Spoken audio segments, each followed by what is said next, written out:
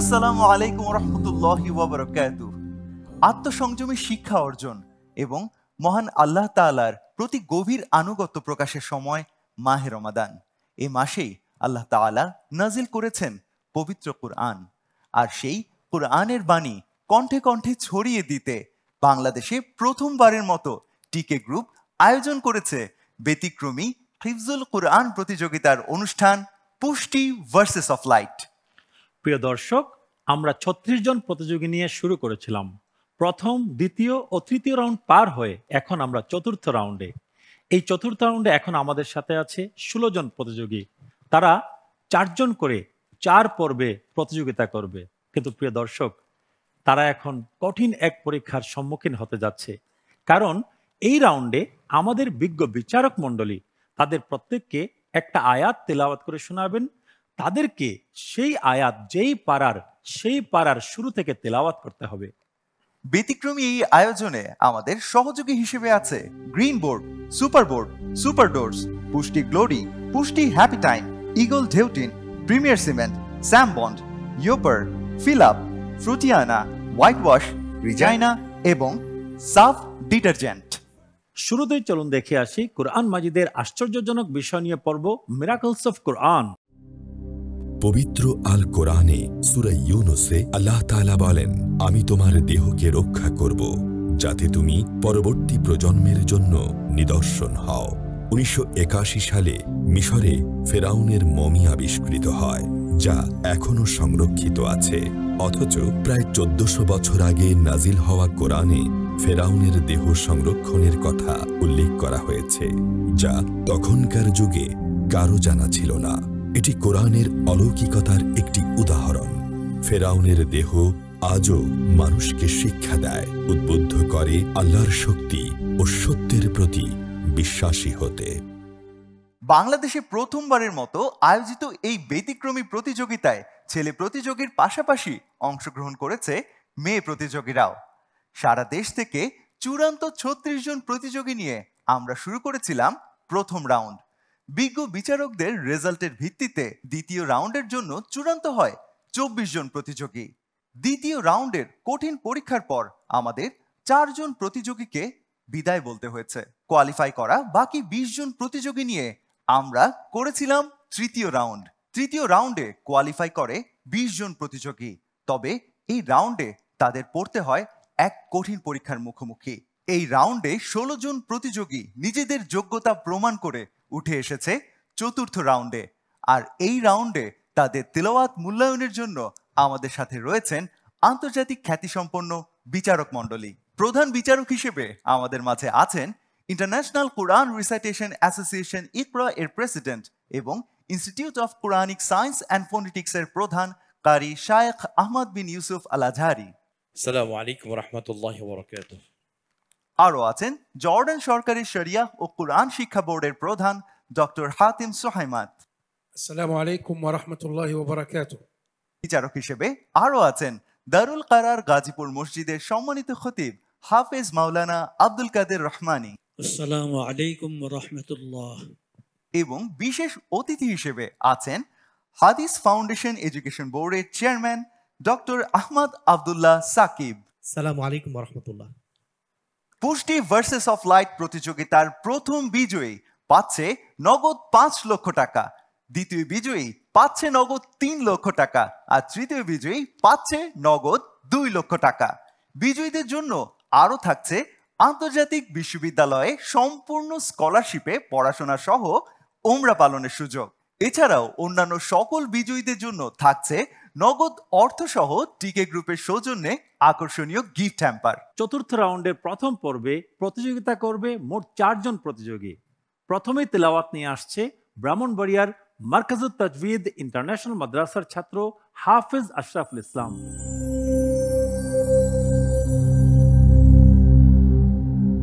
আসসালামু আলাইকুম ওয়া রাহমাতুল্লাহি ওয়া বারাকাতুহু। ওয়া আলাইকুম আসসালাম ওয়া রাহমাতুল্লাহি ওয়া বারাকাতুহু। তোমার জন্য প্রশ্ন। أعوذ بالله من الشيطان الرجيم بسم الله الرحمن الرحيم ذلكم وأن الله موهن كيد الكافرين.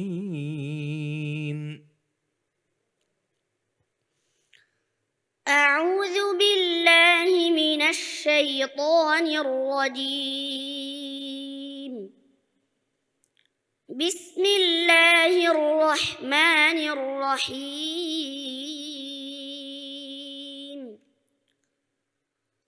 قال الملأ الذين استكبروا من قومه لنخرجنك يا شعيب والذين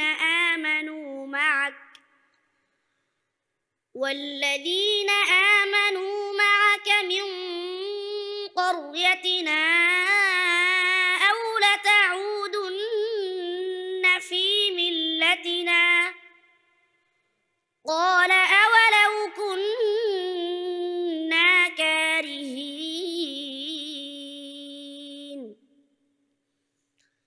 قد افترينا على الله كذبا إن عدنا في ملتكم بعد إذ نجانا الله منها وما يكون لنا أن نعود فيها إلا أن يشاء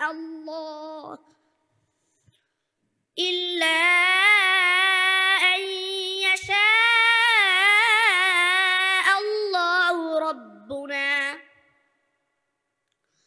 وسع ربنا كل شيء علما.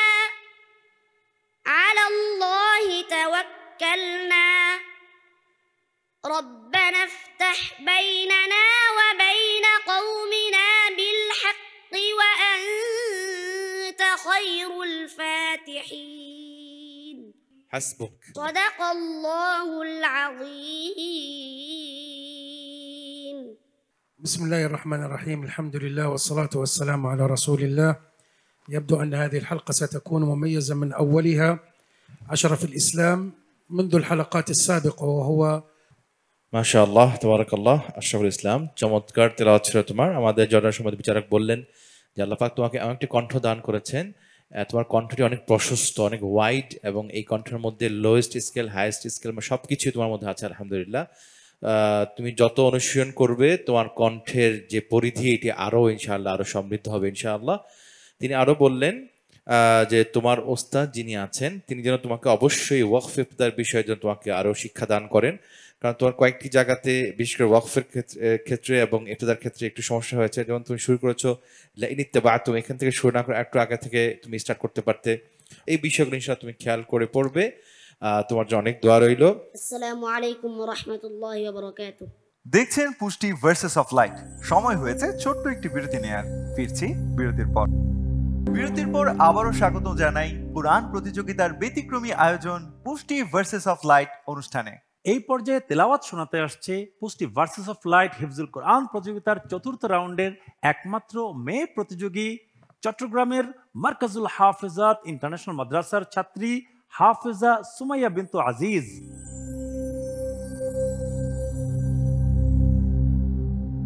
আসসালামু আলাইকুম ওয়া রাহমাতুল্লাহি ওয়া বারাকাতুহু। وعليكم السلام ورحمة الله وبركاته. مرحبا سمية، اقرأي من بداية الجزء الذي جاء فيه قول الله تعالى: أعوذ بالله من الشيطان الرجيم ولقد آتينا داود وسليمان علما وقال الحمد لله الذي فضلنا على كثير من عباده المؤمنين. أعوذ بالله من الشيطان الرجيم. بسم الله الرحمن الرحيم. وقال الذين لا يرجون لقاءنا لولا أنزل علينا الملائكة لولا أنزل علينا الملائكة أو نرى ربنا لقد استكبروا في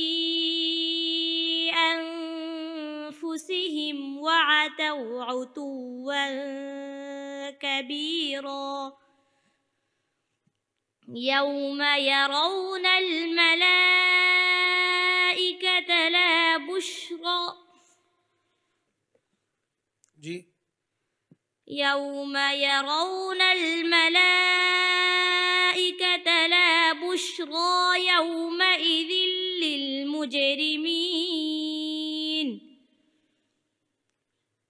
يومئذ للمجرمين ويقولون حجرا محجورا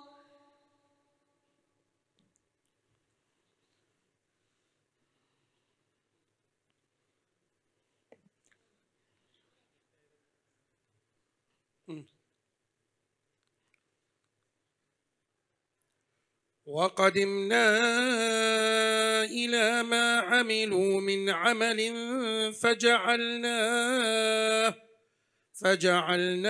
هباء منثورا وقدمنا إلى ما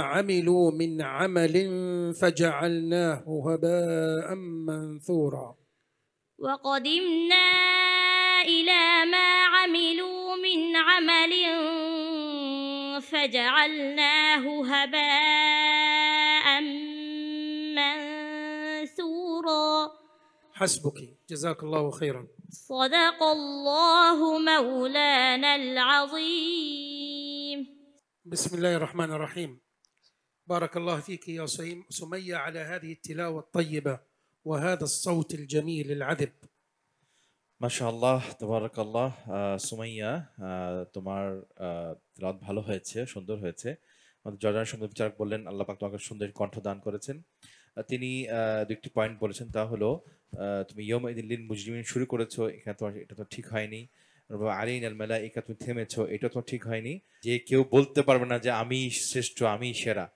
তো দেখা যায় অনেক বড় বড় কোরআন কেরামগণের তেলাওয়াতের ক্ষেত্রেও ইভেন আমরা যখন তেলাওয়াত করি আমাদের মধ্যে এই ভুলগুলো হয়ে যায় যখন আমরা মুখস্থ পড়ি তখন দেখা যায় যে আমাদের হয়তো আয়াতের এদিক সেদিক এটা হয়ে যায় এর দ্বারা এটাই প্রমাণিত হয় যে কোরআন কারীম একটি বড় অন্যতম একটি মুআজিজা তো এই জন্য সুমাইয়া তুমি তোমার মন খারাপ করার কোনো কারণ নেই আমরা দোয়া করছি আল্লাহ যেন তোমাকে অনেক বড় করেন বারাকাল্লাহু ফিকি আসসালামু আলাইকুম ওয়া রাহমাতুল্লাহি ওয়া বারাকাতুহু এবারে তিলাওয়াত শোনাতে আসছে ঢাকার মারকাজু ফয়জিল কুরআন আল ইসলামী মাদ্রাসার শিক্ষার্থী হাফেজ তৌসিফুর রহমান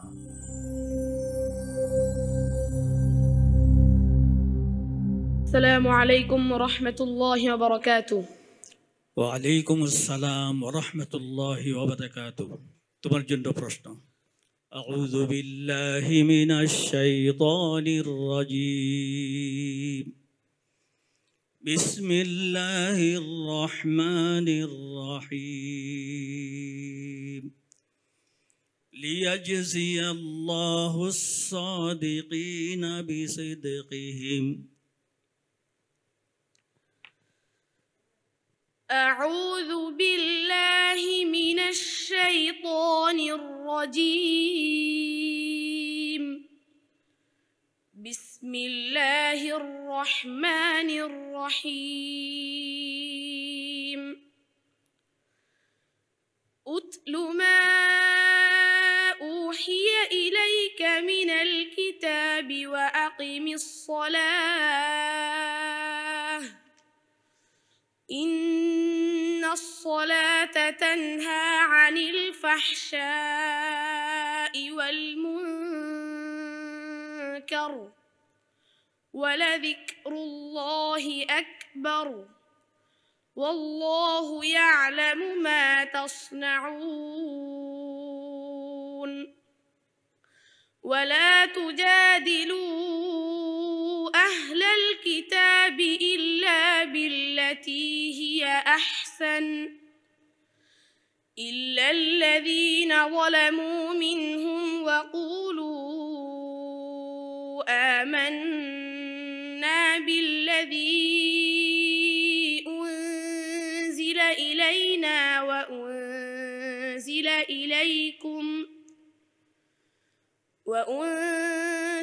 إليكم وإلهنا وإلهكم واحد ونحن له مسلمون وكذلك أنزلنا إليك الكتاب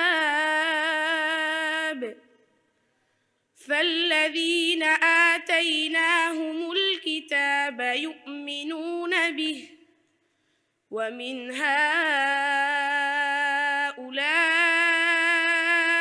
من يؤمن به وما يجحد بآياتنا إلا الكافرون حسبك صدق الله العظيم তৌসিফুর রহমান, তোমার তালাবাত অত্যন্ত সুন্দর হয়েছে, আমরা শুনে মুগ্ধ হলাম। এবং তৌসিফুর রহমান, তোমার জন্য দোয়া রইল, এগিয়ে যাও। বারাকাল্লাহ ফি।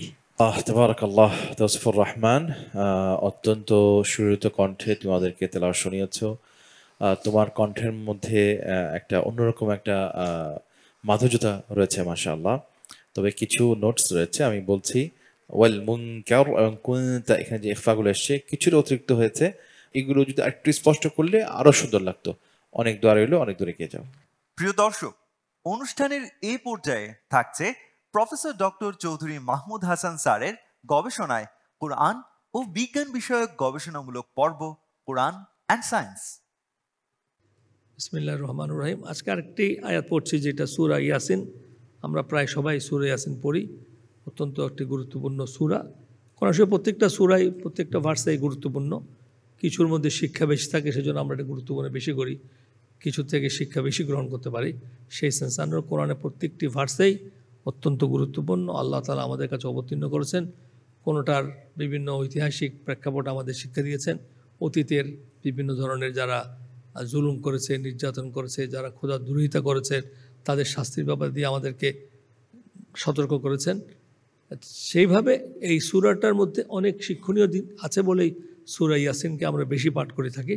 তো এখানের মধ্যে এটার মধ্যে অনেক সায়েন্টিফিক রিলেটেড কিছু ভার্স রয়েছে। এই একটি ভার্স আমি পড়ছি, অর্থ যেটা, কিছু অর্থ আরেকটা সূরা তো আমরা আগে পড়েছি। সেটা বলছে, আল্লাহ তাআলা বলছেন, সূর্য নাগাল পেতে পারে না চন্দ্রের, এবং রাত্রি অগ্রে চলে না দিনের, প্রত্যেকেই আপন আপন কক্ষপথে সন্তরণ করছে। এই যে বললাম যে মানে সূর্যের আগে যেতে পারবে না, সূর্য চন্দ্রের আগে যেতে পারবে না, অর্থাৎ কিনা এখান থেকে মিন করা হচ্ছে চন্দ্র সূর্য দুটাই চলমান, দুইটাই মুভ করছে, যে প্রত্যেকেই তার মহাশূন্যে, প্রত্যেকটাই অ্যাস্ট্রোনমিক্যাল যেগুলি আমরা বলি, যেটা এই সায়েন্সে, সেইখানকার প্রত্যেকটা বস্তুই তারা তাদের কক্ষপথে ঘুরছে। অর্থাৎ প্রত্যেকের একটি কক্ষপথ নির্ধারণ করা হয়েছে, সেই কক্ষপথে ঘুরছে। এটা ইনফরমেশনটা কোরআন আমাদেরকে দিয়েছে, যেটা সায়েন্টিফিক্যালি আমরা এস্টাবলিশ করেছি। অতএব এখান থেকে আমরা আবারও শিক্ষা গ্রহণ করতে পারি যে ফাইন্ডিংসগুলি সেই সময়কার রাসূল সাল্লাল্লাহু আলাইহি ওয়াসাল্লামের উপর যখন কোরআন অবতীর্ণ হয়েছে, তখন কোনো অবস্থাতেই তাদের পক্ষে জানা সম্ভব ছিল না। জাযাকাল্লাহ। প্রিয় দর্শক, দেখছেন পুষ্টি ভার্সেস অফ লাইট। সময় হয়েছে ছোট্ট একটি বিরতি নেয়ার। ফিরছি বিরতির পর আবারও স্বাগত জানাই কোরআন প্রতিযোগিতার ব্যতিক্রমী আয়োজন পুষ্টি ভার্সেস অফ লাইট অনুষ্ঠানে। দর্শক, আমরা একে একে 3 জন প্রতিযোগীর তেলাওয়াত শুনে নিলাম। এখন আসছে আজকের পর্বের সর্বশেষ প্রতিযোগী, যশোর জেলা থেকে আগত তানজিমুল উম্মাহ হিফজ মাদ্রাসার ছাত্র হাফেজ মোহাম্মদ মুশফিকুর রহমান।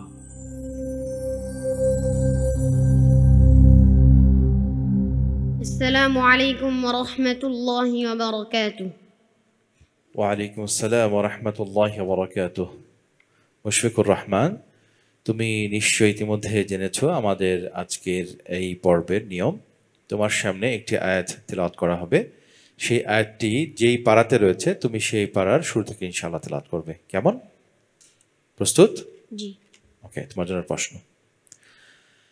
أعوذ بالله من الشيطان الرجيم بسم الله الرحمن الرحيم يا قوم لكم الملك اليوم ظاهرين في الأرض فمن ينصرنا من بأس الله إن جاءنا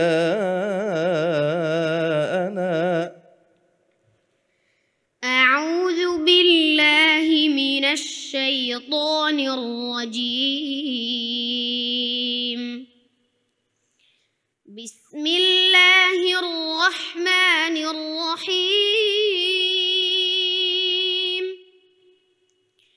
فمن أظلم ممن كذب على الله وكذب بالصدق إذ جاءه أليس في جهنم مثوى للكافرين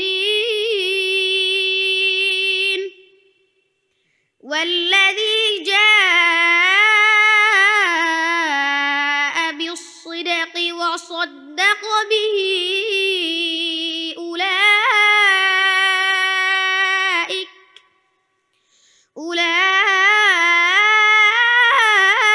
أولئك هم المتقون لهم ما يشاءون عند ربهم ذلك جزاء المحسنين ليكفر الله عنهم أسوأ الذي عملوا ويجزيهم أجرهم بأحسن الذي كانوا يعملون حسبك صدق الله العظيم. ما شاء الله ما شاء الله. مشفق الرحمن منذ بداية المسابقة وهو أحد المميزين في هذه المسابقة، يملك صوتا جميلا وأداء مبهرا। মাশাআল্লাহ তাবারাকাল্লাহ। মুশফিকুর রহমান অত্যন্ত চমৎকার একটি তিলাওয়াত আমাদেরকে উপহার দিয়েছো। মুশফিকুর রহমান আমাদের জর্ডানের সম্মানিত বিচারক, তিনি বললেন যে আল্লাহ পাক তোমাকে সুন্দর একটি কণ্ঠ দান করেছেন এবং তোমার তিলাওয়াতের মধ্যে অনেক অক্ষর অনেক স্পষ্ট, অনেক ক্লিয়ার, বিশেষ করে আইনের যে উচ্চারণটা অনেক সুন্দর, তোমার অনেক আরবদের চেয়ে তুমি সুন্দর উচ্চারণ করো এই হরফটি, মাশাআল্লাহ। তারপর তিনি বললেন যে আল্লাহ পাক যেন তোমার পরিবারকে যেন কবুল করেন এবং তুমি হচ্ছে এই পুরো আয়োজনের মধ্যে বেস্ট কয়েকজন পারফর্মারদের মধ্যে অন্যতম একজন। সবাই আমার জন্য দোয়া করবেন। আসসালামু আলাইকুম ওয়া রাহমাতুল্লাহি ওয়া বারাকাতুহু। দেখছেন পুষ্টি ভার্সেস অফ লাইট। এই মুহূর্তে আমাদের তিলাওয়াত শোনাতে আহ্বান জানাচ্ছি আমাদের সবার প্রিয় পুষ্টি ভার্সেস অফ লাইটের প্রধান বিচারক কারি শায়েখ আহমদ বিন ইউসুফ আল আজহারিকে। أعوذ بالله من الشيطان الرجيم.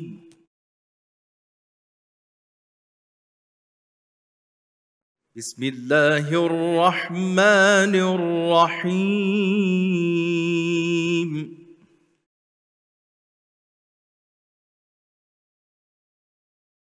شهر رمضان الذي أنزل فيه القرآن هدى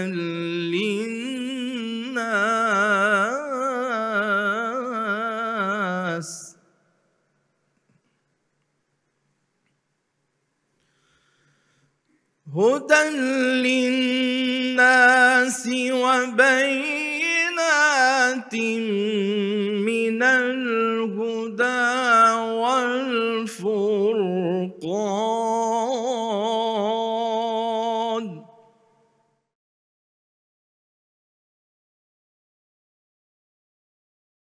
فمن شهد منكم الشهر فليصمه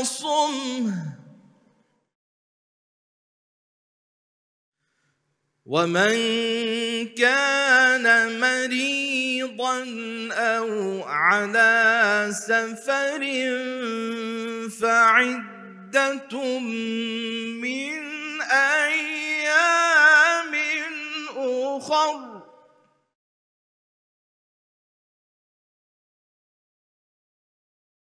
بسم الله الرحمن الرحيم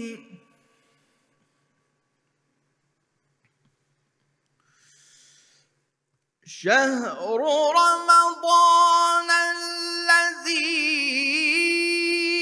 أنزل فيه القرآن هدى للناس وبينات من الهدى والفرقان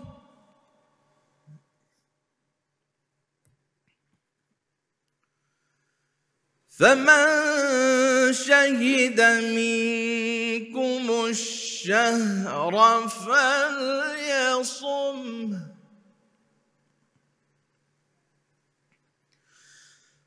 ومن كان مريضا أو على سفر فعدة من أيام أخر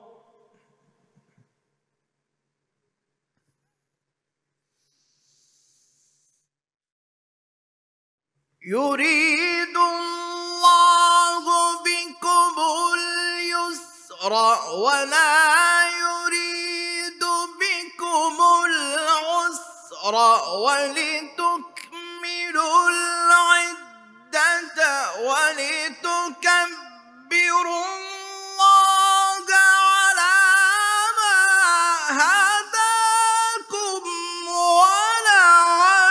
ولعلكم تشكرون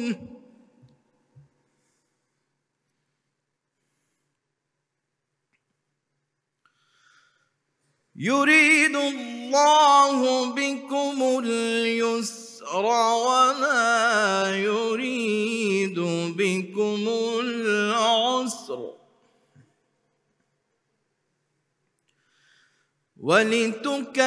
ولتكملوا العدة ولتكبروا الله على ما هداكم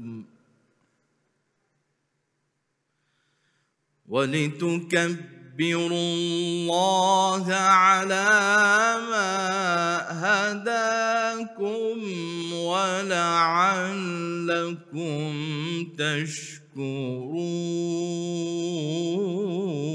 تشكرون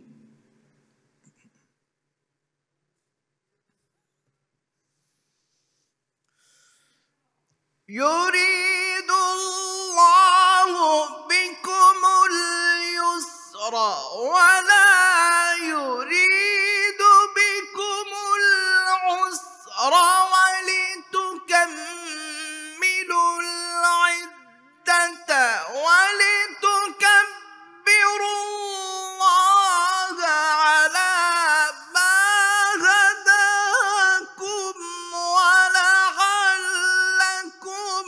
تشكرون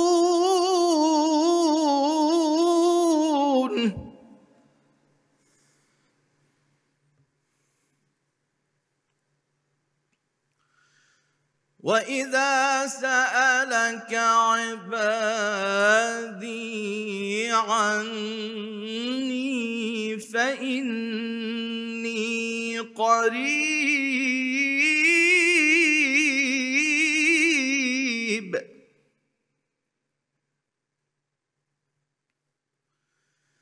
أجيب دعوة الداع إذا دعان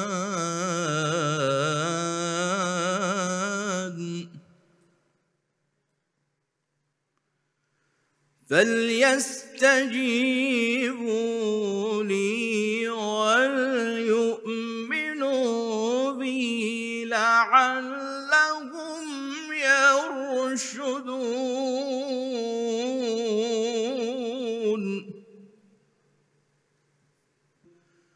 صدق الله العظيم.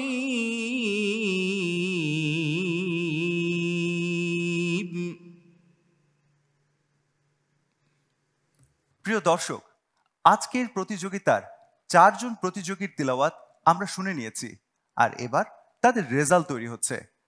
রেজাল্টের পরই আমরা জানতে পারবো কোন প্রতিযোগী আজকের এই পর্ব থেকে বিদায় জানাতে হচ্ছে আর কোন 3 জন চলে যাবে পরবর্তী রাউন্ডে।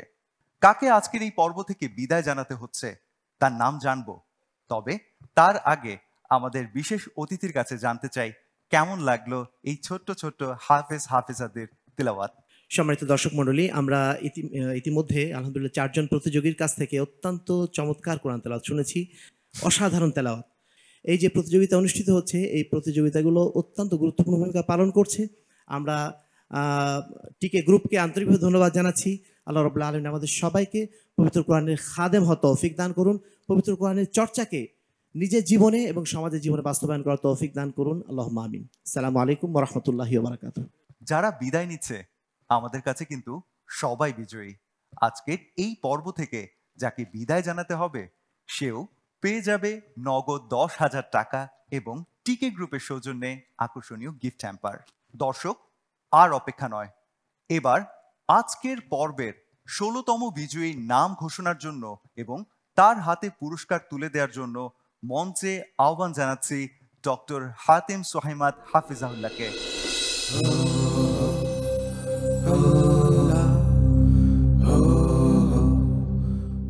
بسم الله الرحمن الرحيم. الحمد لله والصلاة والسلام على سيد الأولين والآخرين سيدنا وحبيبنا محمد وعلى آله وصحبه أجمعين.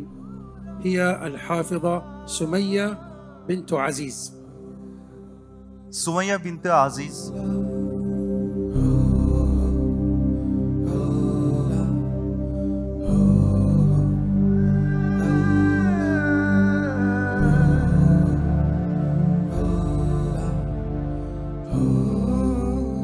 প্রিয় দর্শক, গীবত একটি জঘন্য পাপ। এটি নীরব ঘাতকের মতো। বান্দার অজান্তেই বান্দার নেকির ভান্ডারকে এটি শূন্য করে দেয় এবং তাকে নিক্ষেপ করে জাহান্নামে। এই সংযমের মাসে চলুন আমরা প্রতিজ্ঞা করি কখনো কারো কোনোদিন গীবত করব না। দর্শক, আজ আর নয়, ইফতারের সময় একদম সন্নিকটে ইনশাআল্লাহ আগামীকাল আবারও দেখা হবে ব্যতিক্রমী কোরআন পাঠের আয়োজন পুষ্টি ভার্সেস অফ লাইট হিফজুল কোরআন প্রতিযোগিতায়। আসসালামু আলাইকুম ওয়া রাহমাতুল্লাহি ওয়া বারাকাতুহু।